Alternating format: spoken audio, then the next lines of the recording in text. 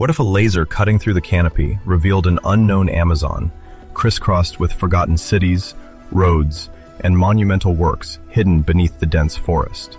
Ready to discover how a simple overflight clearance in 2019 triggered one of the most explosive investigations into the history and sovereignty of the Amazon. In the silent thickness of the Amazon, light struggles to reach the ground. The trunks stand like columns. The canopy forms a tight roof of vegetation. On the ground, mud, roots, shadows. In the treetops, heavy, slow clouds, scorched by the sun. This is not a passive light content with merely receiving. It is a beam that attacks, that interrogates the world. A laser bursts from the belly of a plane, pulsing by the thousands, by millions of impacts per second. Each pulse shoots out, hits a leaf, a branch, a trunk, a landform, and bounces back. The time it takes to return reveals the distance.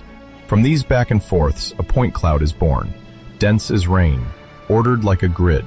Topography awakens beneath the forest.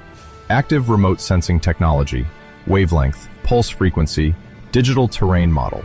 An entire region that, for the first time, reveals its wrinkles, its hollows, its traces. In steamy Cambodia, lidar has just struck. Angkor, the stone city in the heart of the jungle, believes itself alone. But the laser beams, under the direction of Damian Evans and his army of researchers, crisscross the sky. In 2013, in the pages of PNAS, the verdict falls. Under the trees, roads emerge, dikes take shape, whole districts appear. The jungle had been hiding a sprawling metropolis. Angkor is no longer an isolated city. It is a system, vast, ordered, stretched like a web around the temples. Farther west, the forest of Petén spreads over Guatemala. There too, the trees cover the Mayan stones with thick moss. In 2018, lasers fly over once more. Marcelo A. Canuto and his allies map, recompose, reveal terraces, walls, raised causeways. The forest, it was believed, had swallowed the cities. We discovered that it has barely veiled them. For years already, the Great Forest has not been left entirely in the dark. The uncontested satellites of space agencies, NASA, ESA, scrutinize its mantle. Optical sensors watch for the scars of deforestation. Radars penetrate the clouds, read the relief even in the rain. Reports from INPE, Brazil's National Institute for Space Research, line up the numbers, map the clearings, measure the logging fronts. The PRODES and DETER programs stitch continuous monitoring onto the green. But something is missing. The forest is seen from above, at the surface. Its subsoil, its fine relief, its ancient human traces remain indistinct. In Brazilian laboratories, in INPE's offices, in teams associated with foreign agencies, impatience is building. LiDAR has already been used to measure forest structure, its biomass, its volumes of carbon. Here and there, modest pilot studies have brushed over a few plots. People speak of sample plots, precise estimates of canopy, detailed topography. But the entire Amazon remains a colossus without a face. The technology roams, but does not yet rule. And behind the scenes of this technical anticipation, another debate is raging. Not in the still language of sensors, but in the tumult of journals, conferences, controversies. A debate about the people who once inhabited this green theater. For a long time, pre-Columbian Amazonia was depicted as an empty world, an almost intact forest, populated by scattered, weak groups, incapable of permanently transforming their environment. Poor soils, heavy rains, unpredictable rivers. Everything seemed to conspire against high human density. Science, nature, PNAS, Latin American antiquity. All these forums host studies that discuss, oppose, contradict one another. Anna C. Roosevelt opens the first furrow. On Marajo Island, at the mouth of the Amazon, she excavates, measures, reconstructs. In sites of the lower Amazon, she finds mounds, villages, traces of complex organization. Her work shakes the image of a virgin forest. She sketches a world where pre-Columbian societies shape the soil, plan space, build over time. In the upper Xingu, another gaze settles. Michael J. Heckenberger walks, maps, talks with present-day communities, cross-checks the evidence. In 2003, in Science, he presents the networked villages, settlement systems linked to one another, roads, central plazas, palisades. A social geometry takes shape on the Xinguano Plateau. Nothing to do with the image of small wandering groups. People speak of regional systems, of planning, of multiple centralities. Eduardo Neves, at the University of Sao Paulo, scrutinizes the soils. The terra preta, those black earths rich in carbon, in pottery fragments, in transformed organic remains, spread out in patches, in sheets, along the rivers and sometimes beyond. These soils are not a gift of nature. They are the slow imprint of centuries of human occupation. Hearths, dumps, agricultural practices, all of this condenses, metamorphoses into a dark, fertile, unique heritage. He too speaks, writes, proves the Amazon is not a human desert. Then come the signs visible from the sky. In the state of Acre, in western Brazil, the forest recedes under the pressure of chainsaws.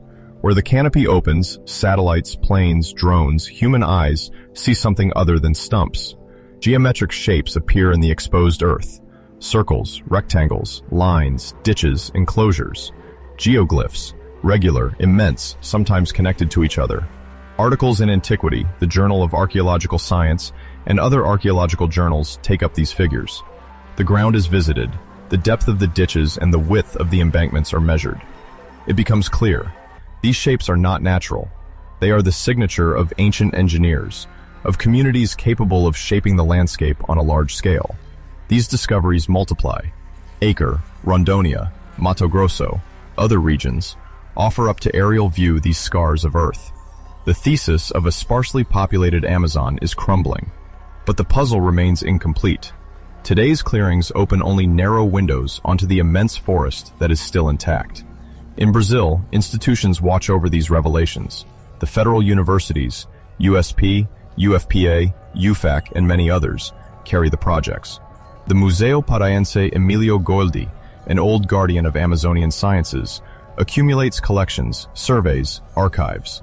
IFAN, the National Institute of Historic and Artistic Heritage, sets the rules, monitors, protects. Each site, each geoglyph, each vestige takes its place in a national inventory that is still incomplete, but already strategic. Since 1937, IFAN has imposed its seal on archaeological heritage. No one may excavate, probe, or survey without its authorization. Brazil chose early on to regard ancient remains as property of the Union, inalienable, unavailable. Archaeologists write proposals, excavation plans, prospecting methodologies.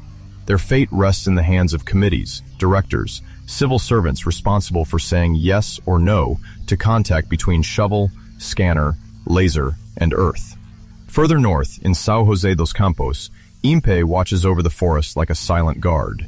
Since the 1980s, PRODES has drawn, year after year, the bite marks of chainsaws. DETER, faster, tracks almost in real time the logging fronts, the fires, the blackish patches of burn scars. Remote sensing is not an academic curiosity. It is a weapon of the state, an instrument of public policy. When a pixel changes color, a report is written, a fine is issued, or a controversy erupts. Other guardians complete this apparatus. FUNAI, created in 1967, watches over indigenous lands, those territories that are homologated or in the process of demarcation, where First Peoples live.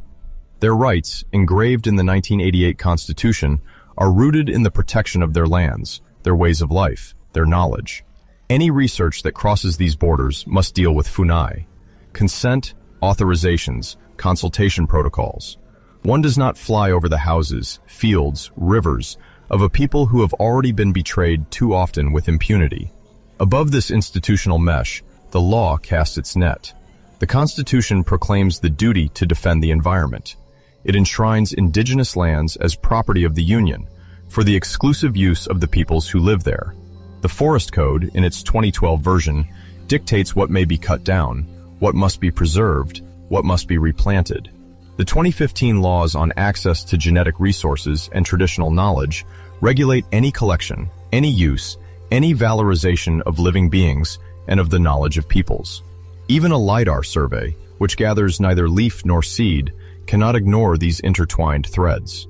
It touches on the image of the territory, sometimes on the location of resources, on the fine reading of what, later, could be exploited or protected. In October 2018, the ballot boxes decide.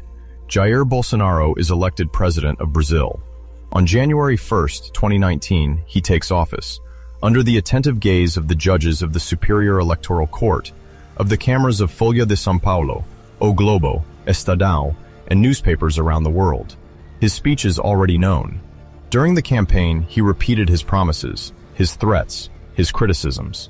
In his mouth, the Amazon is not primarily a World Heritage Site, nor a climate laboratory. It is a national territory to be defended, exploited, opened up to agribusiness and mining. He rails against environmental controls, portrayed as obstacles to development. He attacks NGOs, accused of serving foreign interests. He is distrustful of scientific institutions that, like INPE, reveal deforestation figures. Brazilian and international media, BBC, The New York Times, Le Monde, relay these statements, express concern about them, dissect them. From 2019 on, the administration is reorganized. FUNAI is moved, for a time, to the Ministry of Women, Family, and Human Rights, before returning under the authority of the Ministry of Justice. Decrees, published in the Diário Oficial da União, redraw chains of command and spheres of influence. The signals are clear. The balance between protecting indigenous peoples, controlling the environment, and economically exploiting the territory is going to be renegotiated with brutality. In the corridors of environmental agencies, a dull tension can be felt. INPE, IBAMA, ICM Bio see a contrary wind rising. In 2019, fires multiply. Satellite data and alerts from monitoring systems show an increase in fire outbreaks. Flames race across the Amazon. The world watches, horrified. Then a symbolic confrontation erupts. The president questions INPE's figures. He accuses its scientists of lying, of harming the country's image. The director, Ricardo Galvão, publicly defends the data, the method, scientific independence. The break is complete. In August 2019, he is dismissed. The journals Science, Nature, and the international press document the episode, seeing it as a sign of a deeper conflict between science and power. In this climate of mistrust, any undertaking involving fine-scale mapping of the territory becomes a political issue. Lidar, which might seem like a neutral instrument, shifts into the realm of sovereignty. Because it promises detailed maps, high-resolution topography, valuable data that other countries would like to possess. Brazil has long jealously monitored the dissemination of this information. Borders, military bases, strategic facilities must not end up in open access, pixel by pixel. Thus, when a large-scale LiDAR project is planned for the Amazon, it does not run up only against the density of the forest or persistent clouds. It runs up against an administrative wall, a legal fortress, an inflammatory political debate. To send a plane equipped with LiDAR over the forest, one must first speak to the sky. ANAC, the National Civil Aviation Agency, must authorize the flights. DSEA, the arm of the Brazilian Air Force responsible for airspace control, must approve the plans, allocate corridors, ensure that nothing in this ballet of overflights threatens national security. Then one must speak to the guardians of the maps. They assess the sensitivity of the data produced. Resolution, accuracy, areas covered. Everything is weighed, discussed, sometimes restricted. Finally, the watchers of the ground speak up. IFAN, which sees here a new kind of archaeological survey, must give the green light. IBAMA, for environmental issues, checks that the operations do not harm protected areas. FUNAI, for indigenous lands that may be crossed by the beams, must be consulted. LiDAR does not touch the ground, but it sees, and this gaze alone can be enough to awaken conflicts. In the ministries, in the offices of general staffs, people discreetly refer to the decrees and ordinances that govern the production and dissemination of high-resolution geospatial data. Certain areas remain off-limits, or their representation is blurred, degraded, reserved for internal use. How far can one see? And who, then, will have access to this vision? 2019 has barely begun when time contracts. The new ministers take office. The Ministry of the Environment, the Ministry of Defense, the Ministry of Science and Technology reorganize their priorities. The rhetoric about the sovereignty of the Amazon becomes more insistent. The presence of international NGOs is denounced. Concerns are raised about foreign research projects. Talk spreads of threats to the country's strategic territorial data. In Congress and in the press, these themes inflame passions. At the heart of this verbal furnace, scientists, for their part, put together proposals. They write projects for CNPq, for CAPES, for foreign funding agencies such as the NSF or the ERC. Everyone knows that lidar could transform our knowledge of the Amazon, as it did for Angkor or the Maya world. The stakes are multiple. Archaeological, first of all, because with lidar deployed on a large scale, thousands of square kilometers could be mapped. We could identify geoglyphs still invisible under the canopy, understand village networks, trace the remnants of ancient roads, detect raised fields, ditches, canals. It would finally give solid substance to the hypotheses of Heckenberger, Neves, Roosevelt, and so many others. It would allow us to see the human fabric woven into the forest, instead of glimpsing only fragments of it. Environmental, too. LiDAR data would make it possible to measure with unparalleled precision the vertical structure of the forest, the architecture of its layers, the distribution of biomass. Coupled with the IMPAS time series, they would refine the understanding of the dynamics of deforestation, degradation, and regeneration. We would see which forests, behind an apparently intact green cover, already bear the marks of selective logging, past fires, invisible pressures. Political, finally, because such detailed mapping touches the living core of sovereignty. For decades, Brazilian governments have asserted that the Amazon belongs to Brazil, that it cannot be internationalized, that its resources, its data, its images cannot circulate freely without safeguards. In congressional debates, in military reports, in official statements, this concern constantly surfaces. A LiDAR project involving foreign partners, airplanes, servers, databases would set off every alarm. Thus, at the very moment when the first formal requests for authorization of large-scale LiDAR campaigns in the Amazon are being prepared, a double necessity is emerging. The guardians of sovereignty must be convinced that these data will remain under Brazilian control. And at the same time, foreign researchers and funders must be reassured about future access to these troves of information. But the path is barbed. For a project covering large swaths of the forest, aeronautical authorizations will be needed from ANAC and DECIA, environmental and archaeological approvals from IBAMA and IFON, explicit agreements for any overflight of indigenous lands, and possibly visas and military clearances for mapping areas deemed sensitive. Each step can block, slow down, or condition the project. In 2019, it is therefore not only a question of technology, nor even a simple matter of scientific knowledge. It is a quiet confrontation between the thirst for knowledge and the fear of interference, between the promise of a historical revelation and the fear of seeing the territory laid bare to foreign eyes. In the silence of laboratories, in the murmur of ministries, in the tumult of the summer fires, a concrete project is taking shape. A LiDAR survey of the Amazon, on an unprecedented scale, is seeking to be born. It will have to make its way through this forest of institutions, laws, and discourses. It will have to forge a path between resistance, mistrust, and political calculation.